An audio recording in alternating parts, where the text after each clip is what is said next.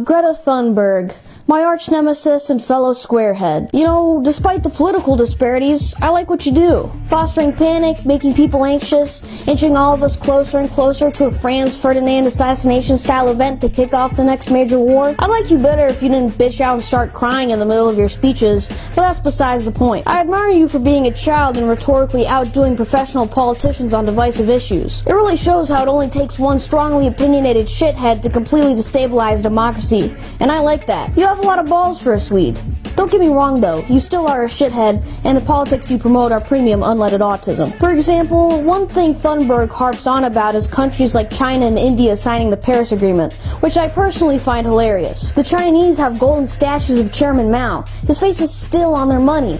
What in the world makes you think they care about this planet in the slightest? I'm gonna let you in on a little secret, Greta. You'll put a camel through the eye of a needle before you make a Chinaman go against his interests. As for Indians, there's a joke somewhere here about gas emission that I can't be bothered to make. Just know that one time a guy tried paying people to use the bathroom and he got beaten to death. That's just about all you need to know. And even if, by some miracle, you manage to complete the Sisyphean task of wrangling billions of Pajites and Orientals into giving an iota of a fisherman's fuck about this world, it wouldn't do you any favors. All it would do is massively constipate every country's economy, especially third world ones who can't afford sanitation, let alone fucking solar panels.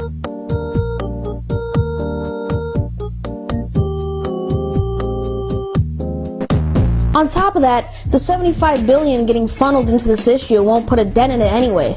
The Earth has been warming for the past 420,000 years without any human inventions farting out carbon. Turns out there's no amount of policy writing and protesting that can reverse nature. Go figure! Additionally, why do we keep subsidizing the delusions of grandeur of scientists who think they can predict the future? I know it's become virtually blasphemous to question a scientific consensus, but it baffles me how conjecture becomes prophecy the moment someone in a lab coat says it. Apparently, the more experienced an expert is, the less accurate his predictions become. Scientists can't help but be monomaniacal about their field of study, which makes them less likely to account for variables. These people have had intense tunnel vision on the same piece of molecular lint for the past 20 years. They're the last people to get future predictions from. In the 60s, there was a culturally relevant prediction that hundreds of millions would die from starvation by the 1980s due to overpopulation.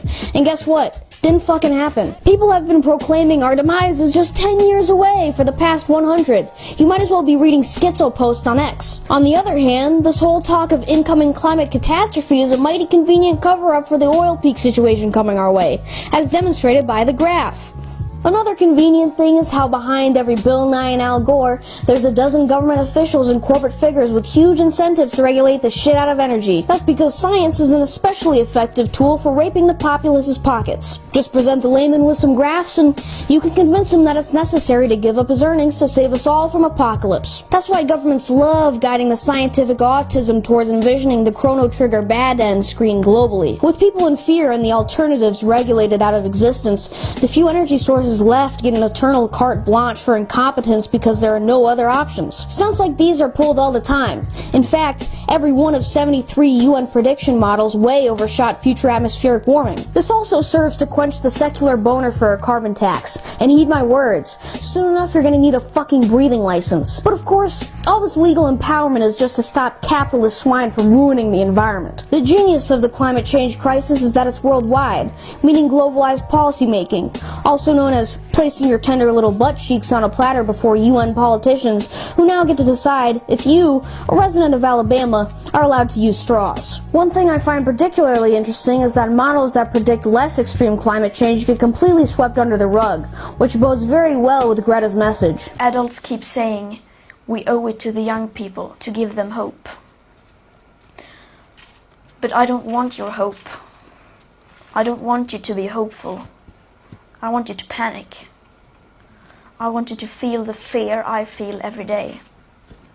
And then I want you to act. Were that about an actual issue, I'd get the message. There's no diversionary tactic more insidious than the Western illusion of safety. If I had the opportunity to speak to a room full of paid-off Power Rangers putties, I'd probably say something along those lines. But the underlying narrative here is just making a buck off of the doomer message, which I don't support. There's no upside to doom parroting when the issue you're tackling is ozone galactus swallowing the Earth whole. What pisses me off even more is that people like Thunberg and Cortez get framed as radicals just because the solutions solutions they propose are episodes of Bugs Bunny. Being a moron doesn't make you radical, especially when the people who back you up are worth millions. If climate change was as threatening as it's made out to be, the last thing you should do is reaffirm the politicians who are standing in the way of fixing it by getting all weepy and begging on your knees for policy changes. School strikes are for the fucking birds. If you really want some change, get yourself an assault rifle and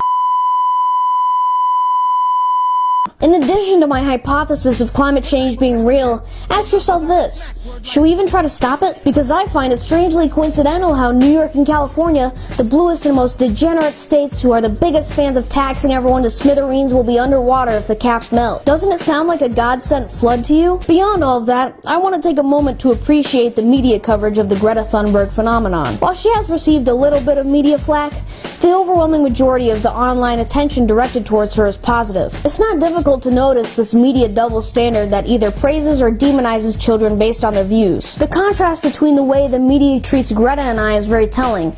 Not once has any major publication gotten away with calling Greta brainwashed, puppeteered, or just trying to rebel. Is it because of that 2-year difference? Or is it because her views fall safely in that bubble of insanity that is socially acceptable? Greta, if you're watching, we're not that different, you and I. I wish for politicians to feel fear as well, just not for the same reasons. Getting thousands of kids from all over the world to skip school every Friday to go against the government sounds great to me, if only your brand of it didn't entail financially fucking yourself over. Some people like to get on her case for that, saying that she's just looking for an excuse to get out of class, but even if she was, I entirely endorse it. The last place I want kids to be is in the public institution that they are forced to attend by law. More than endorse it, I outright advocate for finding every excuse possible to get out of school. If you're black, claim that laws surrounding school attendance are a form of modern-day slavery. If you're a girl, say that forcing women into STEM is holding them to a patriarchal standard. In fact, I even encourage all the kids who plan to walk out to get me expelled from school. Do a walkout every week until I'm deported, as far as I'm concerned. Nothing makes me happier than kids being bureaucratic hemorrhoids. I just wish Greta would stop entertaining fictitious nightmare scenarios and focus on the real one that is Sweden's immigration problem.